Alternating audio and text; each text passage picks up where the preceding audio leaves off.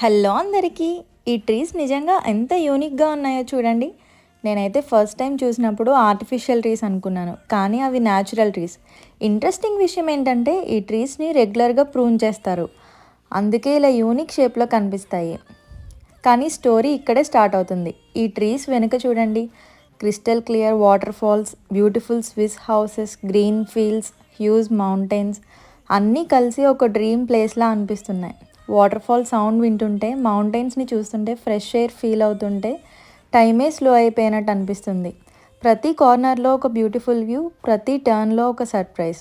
అందుకే అనుకుంటా స్విట్జర్లాండ్ని nature's Paradise అంటారు. మీరు ఫస్ట్ టైం చూసినప్పుడు ఈ ట్రీస్ డెడ్ అని అనుకున్నారా, లేక నేచర్ ఆర్ట్ వర్క్ అని అనిపించిందా? కామెంట్ సెక్షన్లో కామెంట్ చేసేయండి. వీడియో నచ్చితే లైక్ చేయండి, షేర్ చేయండి, అలాగే మన ఛానల్ని సబ్స్క్రైబ్ చేసేసుకోండి. Thanks for watching the video.